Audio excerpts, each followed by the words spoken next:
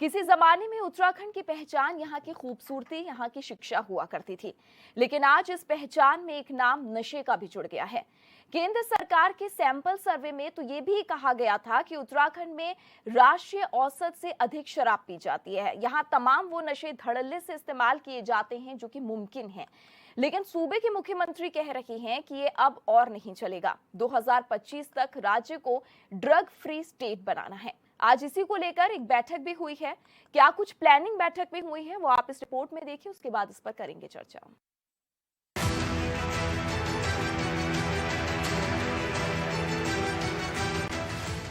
किसी ने सोचा भी नहीं था कि जिस राज्य को देवभूमि कहा जाता है, जहां गंगा यमुना की उत्पत्ति होती है, जहां से अध्यात्म और शास्त्र ज्ञान की गंगा बहाते हैं, उस उत्तराखंड में देखते ही देखते नशा इस कदर हावी हो जाएगा कि उसे नशा मुक्त बनाने के लिए सरकार को टारगेट सेट करना पड़ेगा। आज राज्य के मुख्यमंत्री पुष्कर सिंह धामी ने उत्तराखंड को ड्रग्स फ्री राज्य बनाने के लिए 2025 तक की मियाद तय कर दी है, जिसके लिए 2 सरकारी नशा मुक्ति केंद्र भी बनाए जाएंगे। तय किया है कि ड्रग्स फ्री उत्तराखंड, ये संकल्प लेकर हम लोग इस पर काम करेंगे, जिससे कि पूरी तरह से उत्तराखंड नशे से मुक्त हो।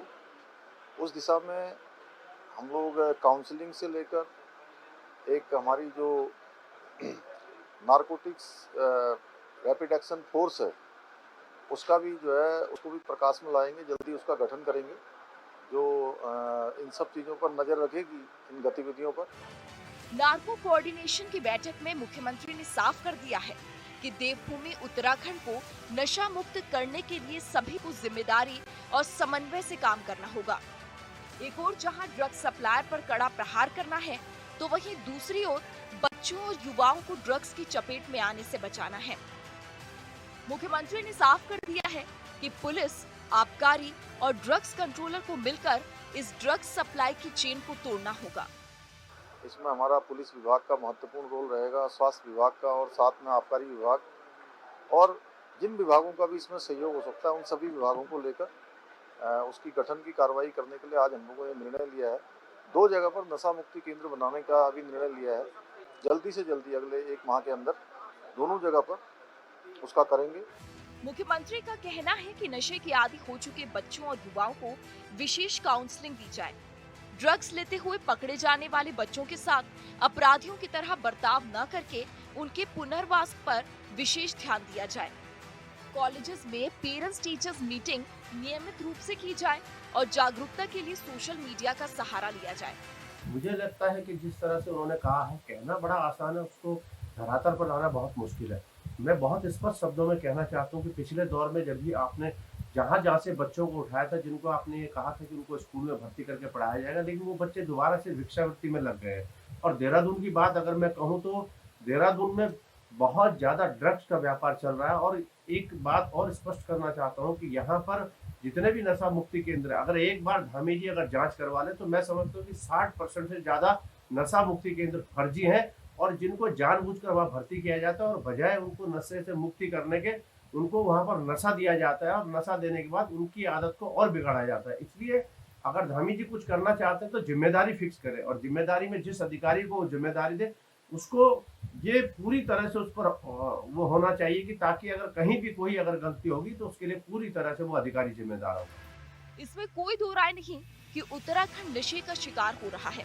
राज्य के कई जिले नशे की गिरफ्त में हैं और इन जिलों में राज्य की अगली पीढ़ी बर्बाद हो रही है।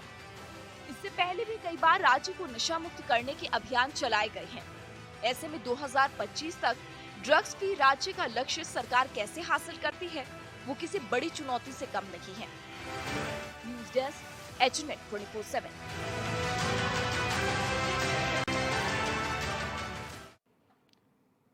तो बहुत सारे सर्वे से लेकर हुए हैं और हैरानी की बात यह है कि हमारे राज्य में उत्तराखंड में जो है अगर पूरे देश की बात की जाए राष्ट्रीय औसत से सबसे ज्यादा शराब का सेवन जो है यहाँ किया जाता है और ये कहना में कोई दो राय नहीं है कि शराब से ही जो है धीरे धीरे एक तरह से बुनियाद इसकी बनती है और उसके बाद धीरे धीरे युवा जो हैं वो ड्रग्स की ओर बढ़ते चले जाते हैं। इसी पर चिंता आज सीएम ने जाहिर की है। 2025 का टारगेट यहाँ पर रखा है, लेकिन हम ये भी देखते आए कि बहुत अभियान इसको लेकर चलाए गए हैं। कितना सकारात्मक ये कदम रहने जा रहा है उसी को लेकर आज हम चर्चा करेंगे। हमारे साथ पैनलिस्ट जुड़ चुके हैं, उनसे इंट्रोडक्शन पहले आपका करा देते हैं। शीशपाल सिंह जी हमारे साथ कांग्रेस से जुड़े हैं, डॉक्टर मुकुल शर्मा हमारे साथ मनोचिकित्सक जुड़ चुके हैं, साथ ही जय सिंह रावत जी वरिष्ठ पत्रकार हमारे साथ जुड़ चुके हैं। आप सभी मेहमानों का बहुत स्वागत है। डॉक्टर मुकुल सर, पहला सवाल मैं आप ही से लूंगी क्योंकि ड्रग्स की और नशे की स्थिति क्या है इस समय उत्तराखंड में आप सबसे ज़्यादा बेहतर जानते हैं क्योंकि आप काउंसलिंग करते हैं, आपके यहाँ कैंपेनिंग्स होती हैं और आप सर्वे करवाते रहते हैं, इसलिए आपको मौजूदा स्थिति पता है। 2025 का जो आज टारगेट रखा गया है और आज की उत्तराखंड की अगर हम स्थिति देखें नशे को लेकर, क्या ये टारगेट पूरा होता हुआ नजर आ रहा है? देखिए, ये बहुत अच्छी बात है कि माननीय मुख्यमंत्री उत्तराखंड ने एक भूमिका निभाई है बहुत बड़ी कि हम 2025 तक अपने उत्तराखंड को, इस प्रांत को नशे से बिल्कुल मुक्त कर देंगे। अच्छी बात है, बहुत बड़ी बात है, उन्होंने कहना ही बहुत बड़ी बात है, लेकिन चिंता कर लेना और प्रोजेक्ट को बना लेना उससे कुछ नहीं होता। 2017 से हम लोग लगातार सर्वे कर रहे हैं और उसमें लगभग 22 से 23% तक का जो आंकड़ा है वो हर साल बढ़ जाता है। बड़ी मात्रा में ड्रग्स हमारे प्रांत में पहुंच रहा है जिस पे कोई रोकथाम नहीं है। हमारे जो बॉर्डर्स हैं वहां पर 2 किलो 3 किलो 5 किलो तक बॉर्डर के माध्यम से हमारे प्रांत तक पहुंचता है। अगर रिहैब सेंटर्स की बात करें तो नंबर ऑफ रिहैब सेंटर्स 2017 में लगभग 24 या 25 थे, आज 138 के आसपास देहरादून में की अगर बात करें तो रिहैब सेंटर्स हो गए। अगर आप रिकवरी की बात करें यहाँ पर तो मैक्सिमम 5 या 6% ज़्यादा रिकवरी नहीं हो रही है। और जिसको हम यूथ बोलते हैं, जो युवा है, हमारा जो भविष्य है वो लगभग 15-16 साल से लेकर 30 साल के बीच का है और 87% केसेस के अंदर वो बच्चा, वो यूथ जो हमारा भविष्य है हमारे उत्तराखंड के अंदर एल्कोहलिक होता है। बिल्कुल सही बोला आपने। और अल्कोहल के बाद धीरे धीरे वो नशे में चला जाता है। तो जो भी बड़े सरकारी स्तंभ हैं, जो शासन प्रशासन है, उसको जो भी काम करना चाहिए, उनकी इंटेंशन बहुत अच्छी है, उनकी चिंता बहुत अच्छी है, लेकिन जो एक्शन प्लान है उसके अंदर मुझे डाउट है कि बहुत हम अरेस्ट नहीं कर पाते हैं। पुलिस बोलती है कि हम गिरफ्तार नहीं कर सकते क्योंकि हमें अपने एसडीएम से परमिशन लेनी है, हमें चेकअप कराना है कि हमारी जेब में तो नहीं है। कई बार विक्टिम बोल देता है कि साहब ये तो आपने मेरे ऊपर रख दिया है। तो इन सभी जो बहुत सारी जो इसमें प्रॉब्लम्स हैं, जो नियम कायदे बहुत सालों से बने हुए हैं, उनको देखना होगा। और अगर सीएम महोदय हमारे उत्तराखंड राज्य को चाहते हैं कि ड्रग्स फ्री हो तो जितने भी स्तंभ हैं जो कि इस ड्रग्स को फ्री कर सकते हैं, चाहे वो काउंसलिंग हो, चाहे वो रिहैब सेंटर हो, और 2 सेंटर जो सरकारी करने जा रहे हैं वो मुझे लगता है वो बहुत ही वो ऊंट के मुंह में जीरे के बराबर हैं। हर चौथा बच्चा उत्तराखंड के अंदर कहीं ना कहीं अल्कोहल से या ड्रग से या इन चीज़ों से ग्रसित हो चुका है। तो 2 रिहैब सेंटर ऑलरेडी देहरादून में 138 हैं, तो आप समझ सकते हैं कि ये आंकड़ा बहुत ही डिफरेंट है। तो इसके अंदर ये मैटर ही बहुत सेंसिटिव है। एक बच्चा जो ड्रग्स में चला जाता है, जो 5 बार 6 बार ज्वाइंट ले रहा है या अल्कोहलिक हो गया है, या एक बच्चा जो मेरे पास अभी आ रहा है जो 30 बार लेता है एक दिन में, उसमें जब तक हम सब लोग मिलकर लगातार काम नहीं करेंगे, जब तक रिपोर्टिंग नहीं करेंगे, जब तक कंसिस्टेंट काम नहीं होगा, तब तक कोई भी रिजल्ट आने की संभावना हमारे उत्तराखंड प्रांत में नहीं है। जी, अभी तो जैसे आज मीटिंग में भी डिसाइड हुआ था कि सबको जिम्मेदारियां दी जाएंगी, ड्रग कंट्रोलर को अपनी मिलेगी, आबकारी को मिलेगी, पुलिस को अपनी जिम्मेदारी मिलेगी, साथ ही जो कॉलेज है, इंस्टीट्यूट्स हैं, पेरेंट्स हैं, सबको एक ग्रुप में बोला है कि सब एक साथ जुड़े तब जाकर ये टारगेट जो है शायद पूरा हो सके। देखिए इरम जी, आपकी बात बिल्कुल सही है, मैं उसको एक्सेप्ट करता हूं, लेकिन हमारे यहाँ पर हमारे देहरादून में लगभग 90% बच्चा उत्तराखंड का पढ़ता है और पेरेंटिंग बहुत वीक होती जा रही है। पेरेंट्स का कनेक्शन बच्चों के साथ नहीं है। हमारे संस्थान जो engineering college, medical college, paramedical college यहाँ पर हैं, और इवन जो स्कूल्स हैं जिनकी अपनी अकाउंटेबिलिटी बनती है कि शासन को सपोर्ट करें, अपने पास काउंसलर्स हों, डॉक्टर्स हों, मनोवैज्ञानिक हों, उनके पास वो नहीं है। और कॉलेज के बाहर अगर आप देखें, संस्थान के बाहर देखें, खुलेआम वहाँ पर, मैं एक संस्थान के बाहर मैंने सर्वे किया था पिछले साल, तो वहाँ मैंने देखा कि 2.25 लाख रुपए का वहाँ पर गुटखा और सिगरेट बिकती है और ड्रग्स कॉलेज के अंदर तक पहुँच जाता है। ऐसी बहुत सारी इन्फॉर्मेशन आपके पास ऑलरेडी है। तो हम कॉलेज के बाहर ही बेच रहे हैं और हमारा एडमिनिस्ट्रेशन कॉलेज का, स्कूल का या कॉर्पोरेट का वहाँ काम नहीं कर पा रहा है और जो चौकियां पुलिस वहाँ पर बनाई है उनके पास भी इंफॉर्मेशन है, वो भी कई बार बहुत ही अच्छे से काम नहीं कर पाते हैं, उन्हें पता होता है। तो जब तक सारे इस तरह मिलकर काम नहीं करेंगे, सारे डिपार्टमेंट को कॉल किया, सीएम साहब ने निर्देश दिए हमें काम करना है, डीजीपी साहब भी वहाँ मौजूद थे, उन सबकी इंटेंशन बहुत अच्छी है, चिंता बहुत अच्छी है, हम भविष्य को बचाना चाहते हैं, लेकिन जब तक लगातार कंसिस्टेंट काम नहीं होगा हमारे उत्तराखंड के इस भविष्य के ऊपर, मैं आई डाउट कि हम इसमें बहुत अच्छा रिजल्ट ले पाएंगे। जी शीशपाल जी, क्योंकि ये मसला जो है वो सरकार का नहीं है, राज्य का है, राज्य की जनता का है। कांग्रेस किस तरीके से इस फैसले को देखती है? देखिए, जहां तक कांग्रेस का सवाल है और राज्य के अंदर युवाओं के अंदर जो नशे की प्रवृत्ति बढ़ रही है, तो अगर सरकार इसमें कोई गंभीरतापूर्वक अगर कदम उठाना चाह रही है और राज्य के युवाओं के हित में और नशा मुक्ति के लिए कोई गंभीर प्रयास कर रही है, तो निश्चित हम उसका समर्थन करेंगे। लेकिन जैसे कि ये बात फिर आ जाती है कि इनकी भावना अगर है और भावना के प्रति ये कितना गंभीर है, कितनी गंभीरता से ये प्लान कर रहे हैं, ये देखना होगा। जैसे कि नशा मुक्ति केंद्र अभी तक जो सरकार ने खोले हुए हैं, वो अपने उद्देश्यों में जो है सफल नहीं रहे हैं। अभी तक उनके अंदर और ये ज़्यादा नशेड़ी बना करके आदमी को भेजते हैं, वहाँ से मार पिटाई तक करते हैं। कई प्रकरण आपने देखा होगा, वहाँ से लोग भागते हैं, ऐसे गंभीर प्रकरण सामने आते रहते हैं।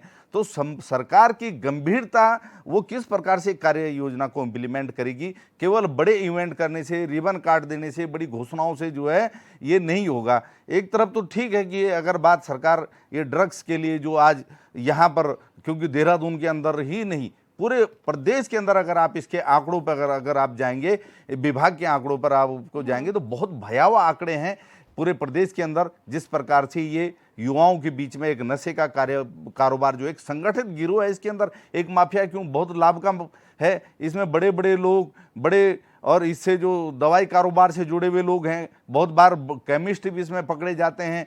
इसमें पुलिस प्रशासन की खुद मिली भगत होती है। अब वो मान ले कहीं 1-2 किलो नशा कहीं पकड़ लेते हैं, लेकिन पता लग रहा मार्केट में क्विंटलों के हिसाब से चल रहा है।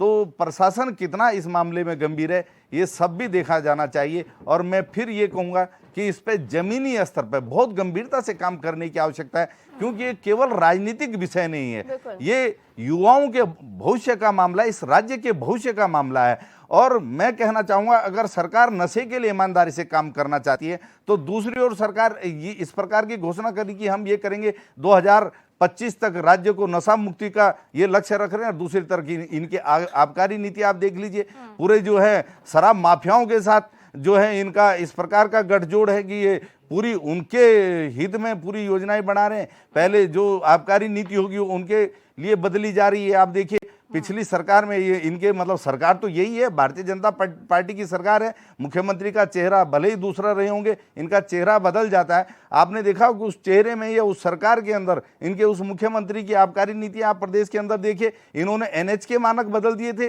राष्ट्रीय हाईवे के, क्योंकि हाईवे पे सरकार की ऐसी रूलिंग आ गई थी केंद्र सरकार की कि आप जो है शराब की दुकानें नहीं खोल सकते, तो उन्होंने उसको स्टेट हाईवे में और जो है जनपदीय सड़कों में उसको बदल दिया। इस प्रकार के काम किए। स्कूलों के नज़दीक और जो है मंदिरों या धार्मिक स्थलों के नज़दीक नहीं खोले जाते, उसमें मानकों में ढील दी गई। और जो है कि इसके लिए जो फिर बदले कि 2-2 साल के जो है ठेके वो ले जाएंगे। मतलब टोटल इन्होंने शराब माफियाओं के हित में अभी तक इनकी आबकारी नीति रही है। और ये यहाँ तक लाए थे कि आप परचून की दुकान में दारू, कौन लाया इस नीति को कि परचून की दुकान तक पे रख पाएंगे। भले उसमें बहुत हो हल्ला हुआ, ये भले ही उसमें सफल ना रहे हों, क्योंकि विपक्ष और मीडिया बहुत सजग था।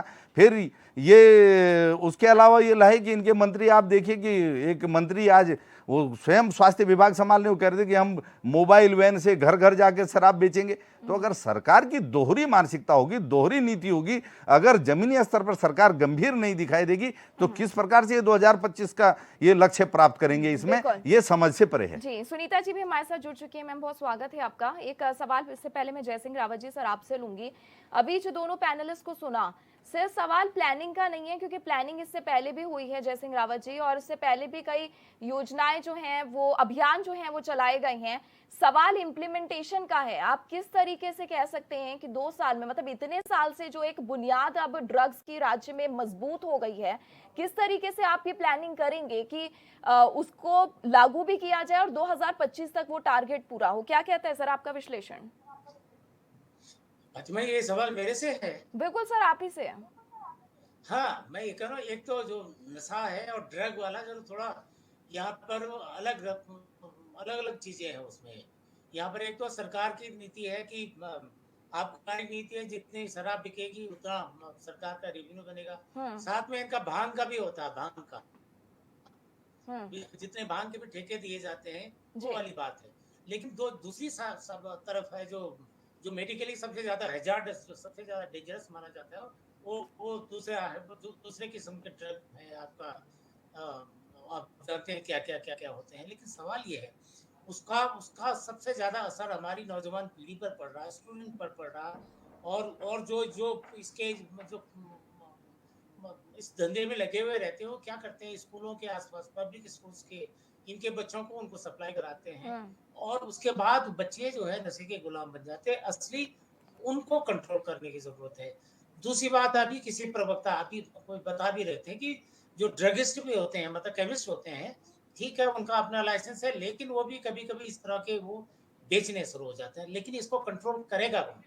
यहाँ पर ड्रग ड्रग ड्रग जो ड्रग डिपार्टमेंट है, कहते हैं ना चीफ ड्रग इंस्पेक्टर इनका होता है। जी। तो यहाँ तो पूरा उसमें डिपार्टमेंट में वही नहीं होता है, ड्रग इंस्पेक्टर नहीं होते हैं, वो जांचेंगे कहाँ से? ये सैकड़ों, यहाँ पर सैकड़ों हजारों आपकी ड्रगिस्ट है, केमिस्ट है, उनकी चेकिंग जांच कौन करता है उसके बाद? तो वो सारी चीजें, तो वो अच्छी बात है, आप 2025 के आज ही कर डालो, तो बात तो अच्छी बात है। लेकिन करेंगे आप कैसे, जब आपके पास सिस्टम ही नहीं है, ना आपके पास पूरा वेल इक्विप्ड लेबोरेटरीज है, और ना आपके पास स्टाफ है, इन्फोर्समेंट आपके पास इतना स्टाफ नहीं है, तो फिर कैसे काम चलेगा? तो ये आज से नहीं, काफी पहले से, आपको याद होगा एक बार तो एक चीफ ड्रगिस्ट है, चीफ इंस्पेक्टर जो था, वो तो अपने दफ्तर से चिल्लाने लगा, लोगों ने उसको रेड हैंडेड पकड़ लिया था। इस तरह से होता, करप्शन बहुत ज्यादा है इस मामले में। आपको केमिस्ट की दुकान लेनी है, तो जब तक पैसे नहीं देंगे तब तक आपको लाइसेंस नहीं मिलेंगे। तो उनका ध्यान बजाय वो करने के, आपका ये केमिस्ट जो होते हैं उनको लाइसेंस देने पर ज्यादा पर है। और हमारे यहाँ ये कॉस्मेटिक एक्ट में बना है 2019 में, शुरू तो हुआ है, आज ही उसकी मीटिंग भी थी, सचिवालय में थी, बाद में मुख्यमंत्री जी ने भी एड्रेस किया है जी।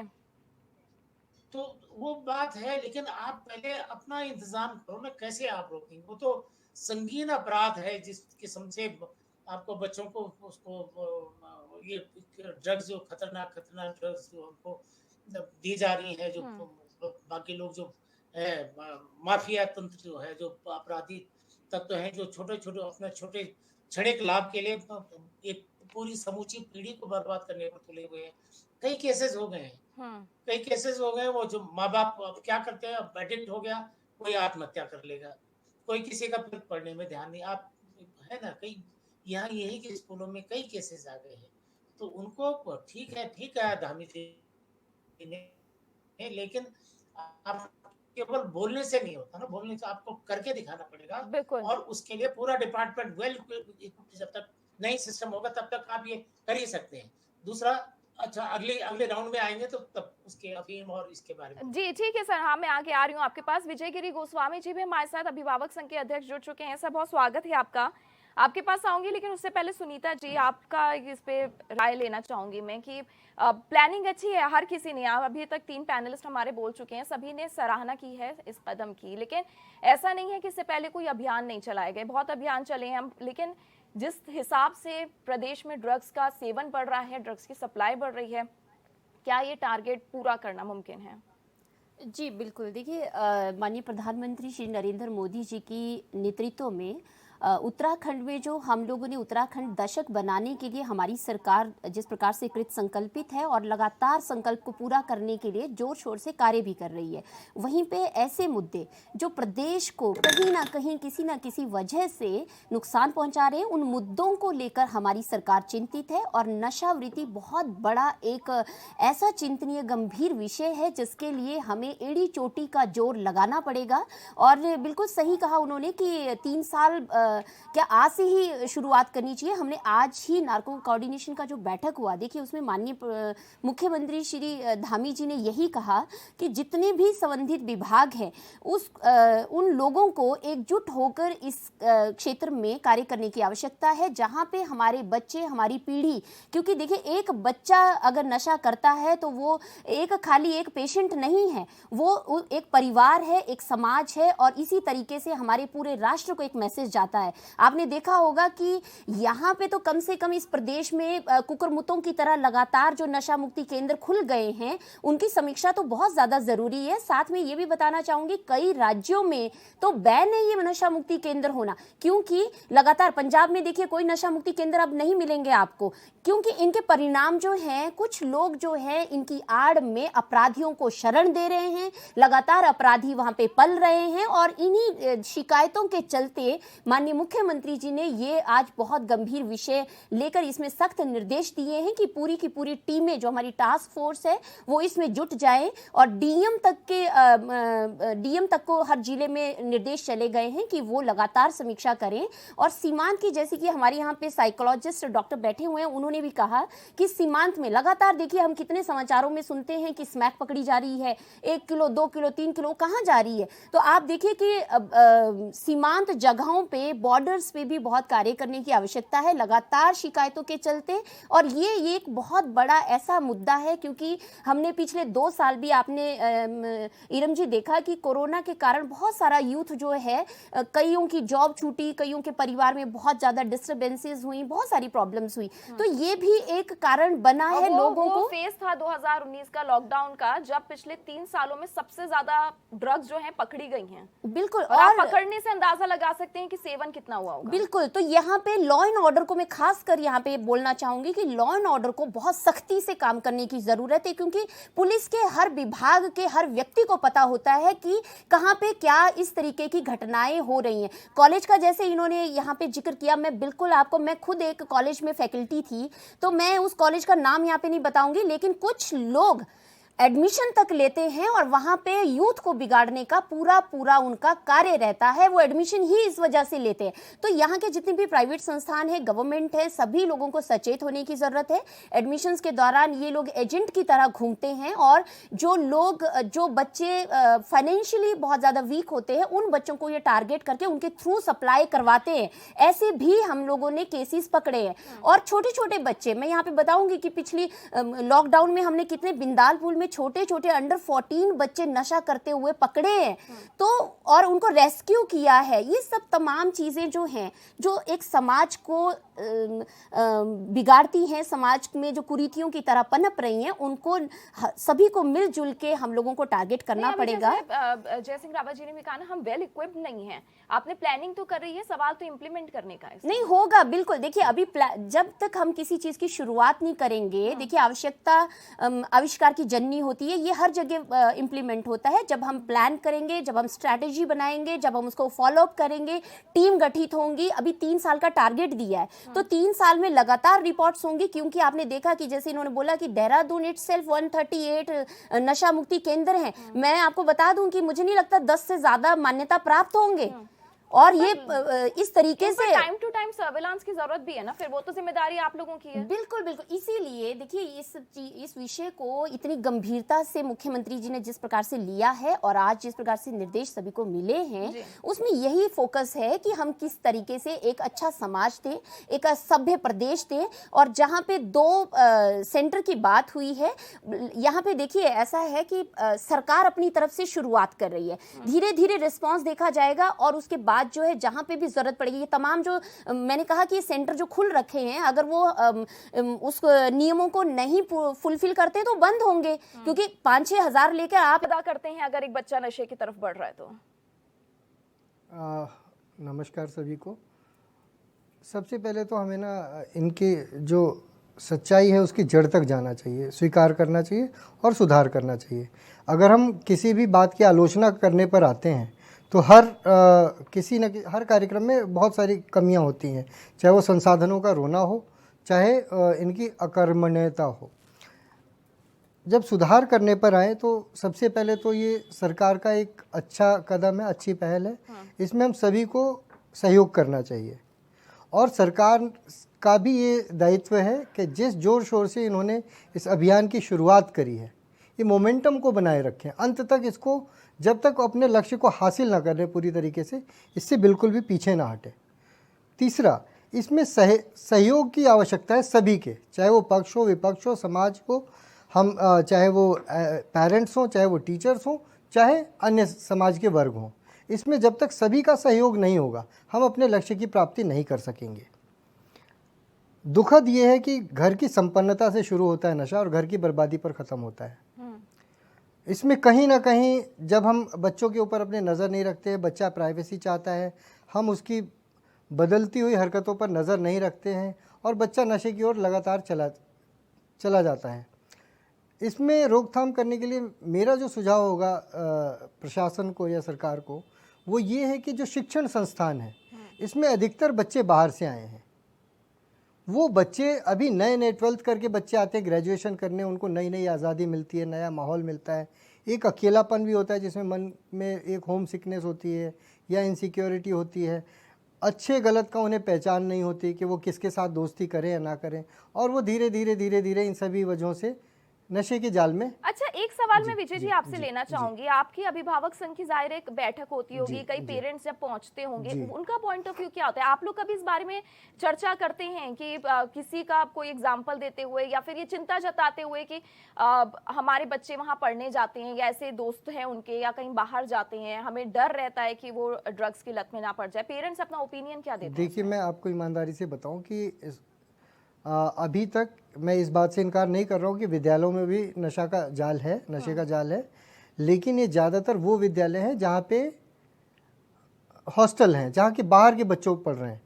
हमारे स्थानीय बच्चों में ये नशे की प्रवृत्ति है वो बहुत कम है। ज़्यादातर ये जो मेजर इशू है ये कॉलेज और यूनिवर्सिटी स्टूडेंट्स के साथ है, जो बाहर से आए हैं और जिनको पॉकेट मनी, क्योंकि वो घर से दूर रह रहे हैं।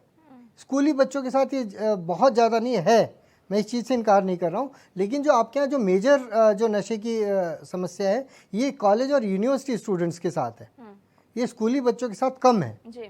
और उसमें भी ज़्यादातर जो महंगे विद्यालय हैं, चाहे वो बोर्डिंग स्कूल्स हैं चाहे यूनिवर्सिटीज़ हैं, उनके साथ है, क्योंकि उन बच्चों को मतलब अनगिनत पैसे मिलते हैं उनको अपने पॉकेट मनी के लिए, और वो माँ बाप क्योंकि अपने नज़र से दूर हैं, या हॉस्टल्स में भी उन पर 1-to-1 इतना ध्यान नहीं रखा जाता उनका कि उन पर इसको कंट्रोल किया जाए।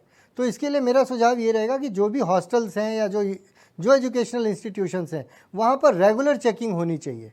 अगर आप रेगुलर चेकिंग करें तो वहाँ पे आप इसको काफ़ी हद तक कंट्रोल कर पाएंगे।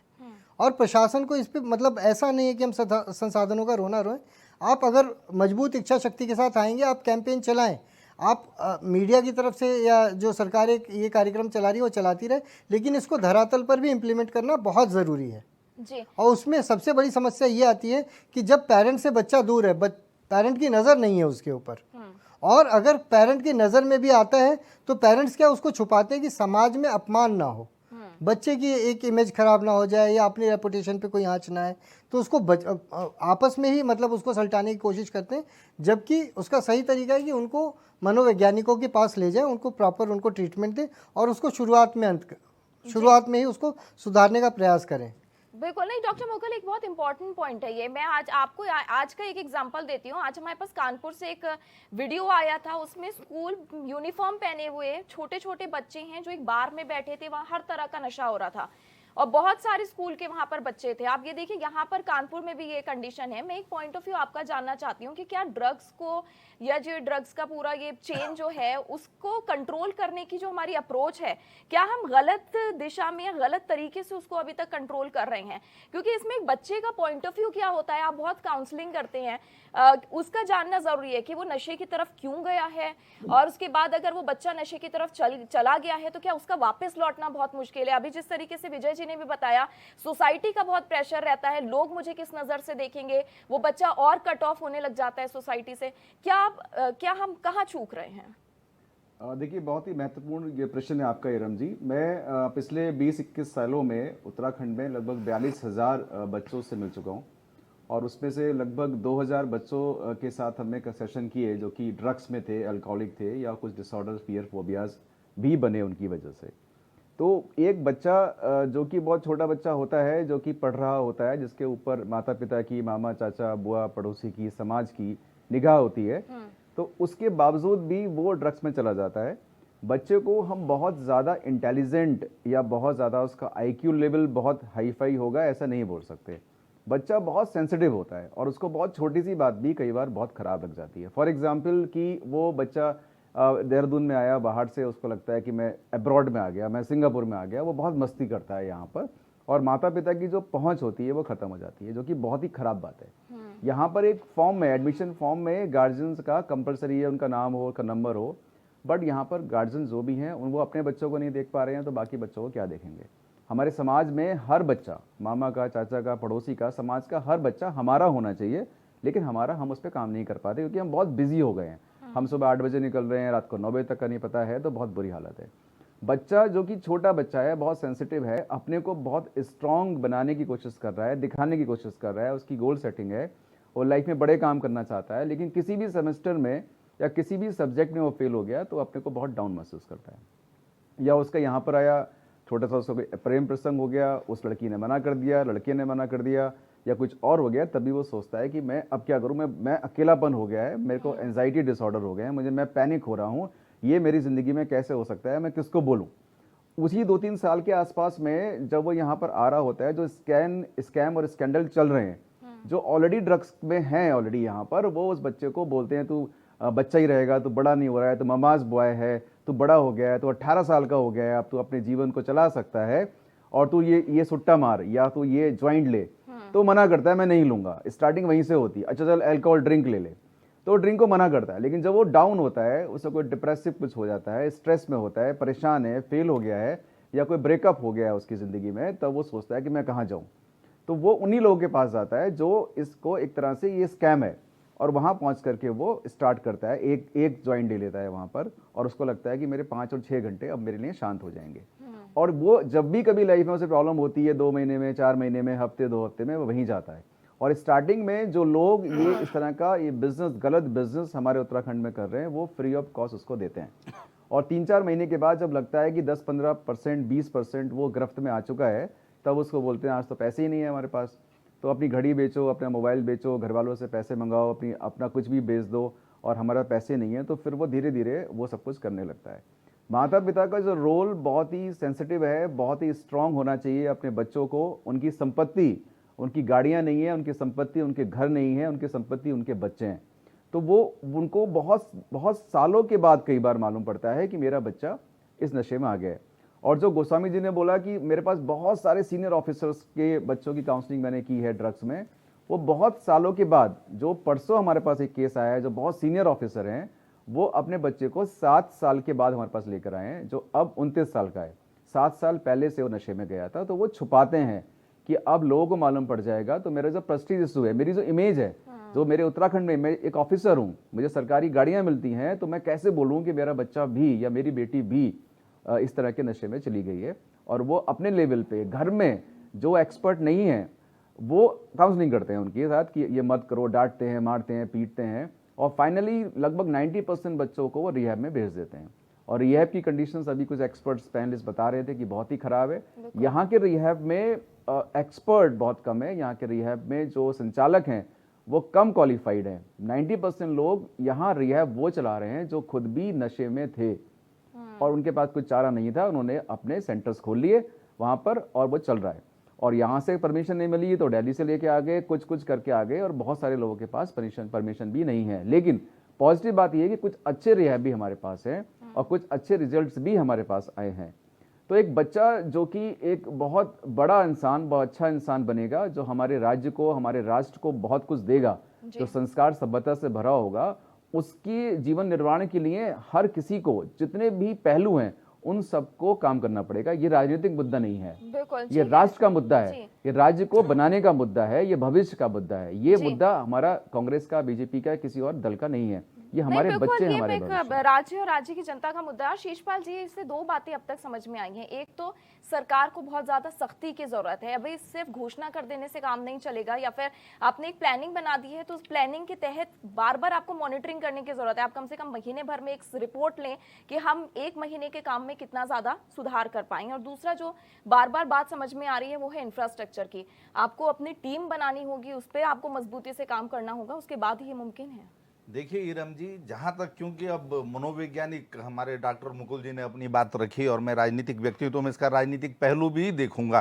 अब जो है कि कहने की बात है, ये कह रहे हैं कि साहब हम ये करेंगे, इन्होंने लक्ष्य 2025 का निर्धारित किया है और अभी भारतीय जनता पार्टी की प्रवक्ता ने, विद्वान प्रवक्ता ने ईमानदारी से स्वीकार किया कि 10 ही जो यहाँ पर नशा मुक्ति केंद्र हैं वो शायद ऐसे होंगे 10 के आसपास, और बहुत ज़्यादा जो है अवैध हैं, पता नहीं वो कैसे चल रहे हैं। तो ये बहुत गंभीरता से अगर सरकार की नाक के नीचे और जानकारी के बावजूद ये हो रहा तो ये बहुत गंभीर विषय इस प्रकार का हो जाता है। दूसरा इरम जी, इस मामले में क्योंकि मैं बता रहा हूँ कि आप कह रहे हैं कि क्या करेंगे, मेरी समझ में अभी सरकार नहीं आएगी, टास्क फोर्स बना के साहब ये करेंगे। देखिए मैं आपको केवल 2020 और 2021 के आंकड़े आपको बता देता हूँ कि 2020 में जो नारकोटिक्स विभाग ने उत्तराखंड में बताया, इन्होंने 12.9 करोड़ रुपए की जो है ड्रग्स पकड़ी है, ठीक है जी। और 2021 में वो बढ़ के 26.4 करोड़ रुपए की ड्रग्स पकड़ी, मतलब साल भर के अंदर। तो इनके मतलब कितने परसेंट, वो लगभग 500% से भी ज्यादा जो है ड्रग्स का कारोबार, मतलब ये सरकारी आंकड़े बता रहे हैं। और जो गिरफ्तारियों की बात है वो भी आप देख लीजिए कि 2020 में 1450 के आसपास लोग इन्होंने, मतलब लगभग 85 लोग इन्होंने गिरफ्तार किए पूरे प्रदेश के अंदर। 2021 में इसमें 2104 गिरफ्तारियां होती हैं पूरे प्रदेश के अंदर। तो आप बताइए कि मतलब विभाग जो ये काम कर रहे हैं, पुलिस है, ये दिखाने के लिए किस लेवल पे काम करती है, ये भी अगर हो रहा है तो आप समझ सकते हैं अगर ये आंकड़े, सरकारी आंकड़े इस प्रकार के आते हैं तो असली स्थिति कितनी भयानक होगी इस प्रदेश के अंदर, भयावह स्थिति होगी। अगर आप कहें तो मैं इंजेक्शनों का, कैप्सूलों का आंकड़ों भी आपको दे सकता हूं, कितना जो है नारकोटिक्स विभाग बता रहे कि हम उत्तराखंड में इसको पकड़ रहे हैं।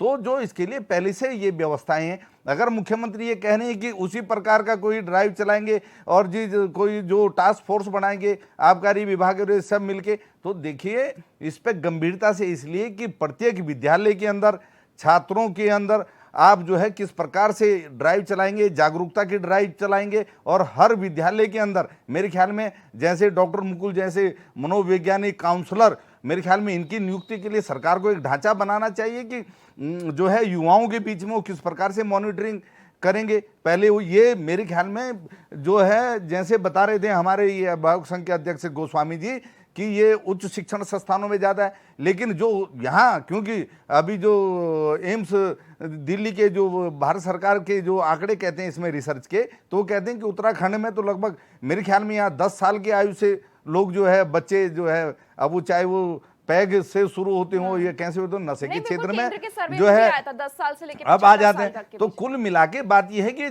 छोटे इसका मिडिल क्लास से मेरे ख्याल में इसकी काउंसलिंग शुरू हो जानी चाहिए।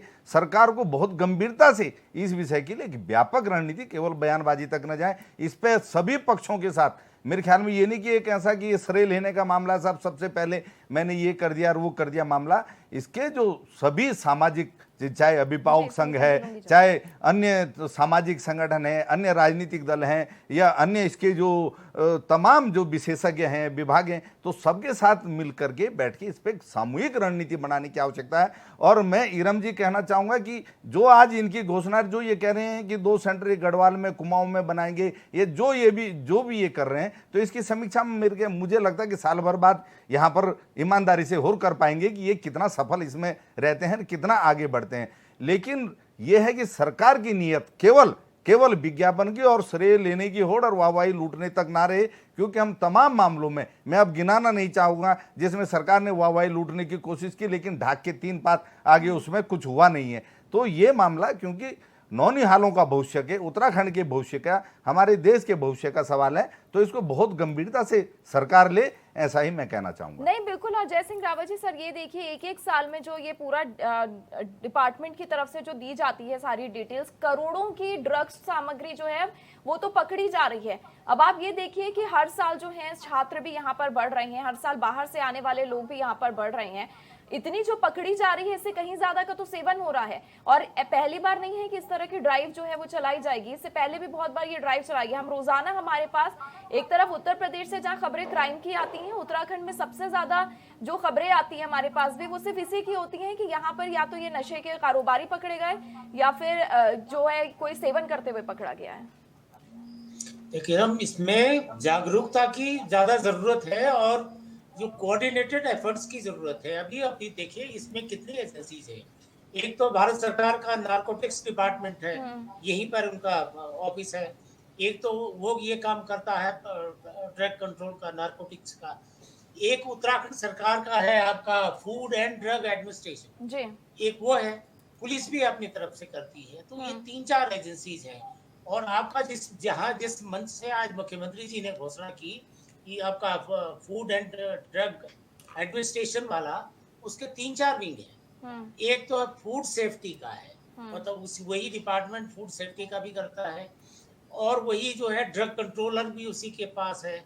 उसी वही लेबोरेटरीज है जहाँ इनकी जांच होती है, और एक विजिलेंस का है, और एक पुलिस का। मैंने कहा था जो अभी मिस्टर जी बता रहे थे, वो पुलिस के आंकड़े बता रहे थे कितना उन्होंने कंट्रोल। तो इन जो 2-3-4 एजेंसीज हैं, इनमें कोऑर्डिनेशन होना बहुत जरूरी है, तब तक के आगे नहीं चलेगा। दूसरी बात, अगर आप जिसमें डिपार्टमेंट का मैंने जिसका जिक्र आज चल रहा है, उसका अगर आप वेबसाइट देखेंगे तो उन्होंने सन 2021 के बाद वो जागरूकता अभियान चलाए, और पहले लगातार जागरूकता अभियान चलते थे, उसके बाद चलाए नहीं। तो क्यों नहीं चलाए? क्या फंड की कमी थी, क्या था? और है तो उनकी वेबसाइट पर क्यों? यही मैं ये कह रहा हूँ, यही नारकोटिक्स डिपार्टमेंट भी करता है। और मैं खुद एक बार मेरे को उन्होंने बुलाया, मेरा लेक्चर वहाँ पर, अब तो यहाँ का चैirman के डिस्ट्रिक्ट मजिस्ट्रेट थे, बहुत सारे थे, तो मेरे को भी ऐसे मुझे बुलाया गया। तो हमने तब बताया था कि ये स्थितियाँ है, आप टू कंट्रोल दिस प्रॉब्लम। तो ये तो है समाज की भी जरूरत। अभी हमारे बता रहे हैं, मनोवैज्ञानिक बता रहे हैं, समाज की भी जरूरत है। केवल सरकार पर हम छोड़ेंगे तो काम नहीं चलेगा, केवल एजेंसी पर छोड़ेंगे नहीं चलेगा। माता पिता की भी जिम्मेदारी है, जो हमारे सामाजिक संगठन है उनकी भी जिम्मेदारी है। अभी खासकर ये नशा मुक्ति केंद्रों की बात करिए, उनके बारे में कहा जाता है वो तो यंत्रणा केंद्र होते हैं, वहाँ जितनी यातनाएं दी जाती हैं लोगों को, वो बड़े खौफनाक लोगों के अनुभव मानते हैं। क्या उनकी जांच होती है, क्या उनके लाइसेंस चेक हो रहे हैं या नहीं हो रहे हैं? तो केवल हवाबाजी से नहीं चलेगा, ये बहुत ही गंभीर विषय है। और सरकार को धामी जी ने कहा है तो करना चाहिए उनको, इसके होता है जी। लेकिन आपके पास ड्रग कंट्रोलर नहीं होते हैं, ड्रग कंट्रोलर की पोस्ट खाली होती है।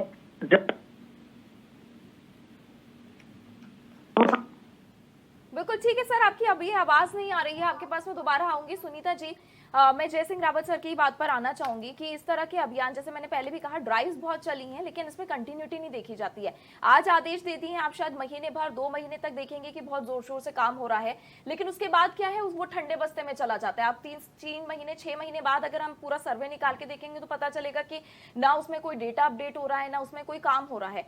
उसकी भी मॉनिटरिंग की बहुत जरूरत है। जी बिल्कुल, देखिए जिस प्रकार से आज निर्देश हमारे उनको मिले हैं वो डिपार्टमेंटल, उसमें लगातार यही कहा गया है कि जो भी हमारे, चाहे पुलिस विभाग है, चाहे आबकारी विभाग है, चाहे हमारे ड्रग कंट्रोलर्स हैं, सभी आपसी तालमेल के साथ में इस मुहिम को, इस अभियान को पूरी निष्ठा के साथ करें। और जहां जहां ऐसे कारण समझ में आ रहे हैं उनके लिए, चाहे वहां पे जागरूकता अभियान की ज़रूरत पड़ रही है या कुछ और वहां पे व्यवस्था करने की ज़रूरत है, उसको हम लोग करेंगे। और यहाँ पे जिस प्रकार से इन्होंने कहा कि सरकार इसके लिए और क्या अच्छे कदम उठा रही है, तो मैं यहाँ पे बता देना चाहती हूँ कि अभी एनईपी में भी ये, यहाँ पे हमारे साइकोलॉजिस्ट जो बैठे हैं उनको ये बात अच्छे से मालूम होगी कि हर इंस्टीट्यूट में हम काउंसलर्स की पोस्ट निकाल रहे हैं, और हर इंस्टीट्यूट में ये मैंडेटरी है। पहले तो क्या होता था कि पीएचडी रिसर्च स्कॉलर्स जो होते थे उनके लिए हम लोग विशेषतया ये काउंसलर रखते थे, ताकि उनकी जो भी टाइम पीरियड होता है, पार्ट टाइम फुल टाइम, जो भी पीएचडी कर रहे हैं उस टाइम पे बहुत स्ट्रेस वो फील करते हैं,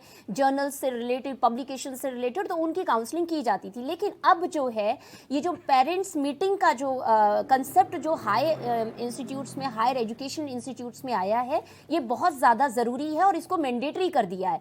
दूसरी बात कि हमारे बच्चे, हमारे समाज के बच्चे इस तरफ जो जाने के कारण है वो देखिए बुरी संगत भी हो सकता है, घर का माहौल, सबसे पहले घर का माहौल, जो घर में ज़्यादातर जो कलेश होता है उससे भी बच्चे इस तरफ को जाते हैं, या फिर ज़्यादा ही बच्चों को पैम्पर्ड कर देना और सही उसमें इसमें एक पॉइंट और मैं जोड़ना चाहूंगी, वो है इजी एक्सेस।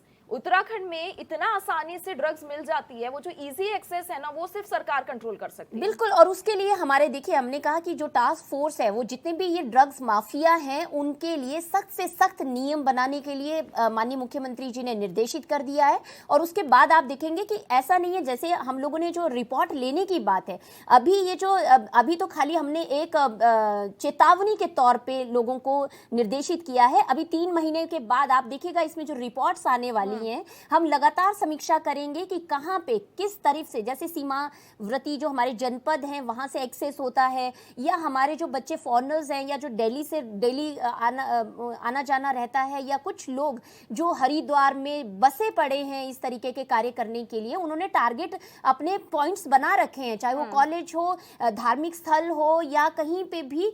ऋषिकेश में आप आज जाके देखिए वहां पे कितने लोग जो हैं वो नशे में लिप्त मिलते हैं। तो ये सारी चीजें इतनी ज्यादा प्रदेश के अंदर हम लोगों ने बहुत टाइम से इसमें हम लोग समीक्षा भी कर रहे थे और इंटरनल हमारे डिपार्टमेंट्स काम भी कर रहे थे, लेकिन अब इसमें और सख्ती से काम करने की आवश्यकता है, जिसके लिए माननीय मुख्यमंत्री जी ने निर्देशित किया। विजय जी, सर आपका एक रिएक्शन इस पे। देखिए, अगर सरकार मजबूत इच्छा शक्ति के साथ इस अभियान को चलाना चाहे तो संसाधनों का रोना बहुत छोटा पड़ जाएगा। नियमित तौर पर अचानक से अगर चेकिंग करी जाए, हम लोग मदद कर सकते हैं। हमें पता है, हम भी स्टूडेंट्स के साथ काम करते हैं, हम इंस्टीट्यूशंस के साथ काम करते हैं, तो हमें पता है कि कहाँ पर क्या हब है। और ये ऐसा नहीं कि हमें पता है, ये सबको पता है, सिर्फ अंतर है जानने और करने का। सरकार में जितने मठाधीश बैठे हैं, जितने संस्थाओं में लोग बैठे हैं, सबको पता है कहाँ से नशा आता है, कहाँ जाता है, कैसे डिस्ट्रीब्यूशन होता है, कौन कौन उसका पार्ट है, सबको पता है। जिस दिन मजबूत इच्छा शक्ति के साथ सरकार सड़क पर उतर के और इन चीज़ों पर काम करना शुरू करेगी, निश्चित ही बहुत ही अच्छे उसके परिणाम आएंगे, बशर्ते कि इस चेन में जुड़ा हुआ हर व्यक्ति, हर संस्था अपने रोल को बहुत ईमानदारी से निभाए।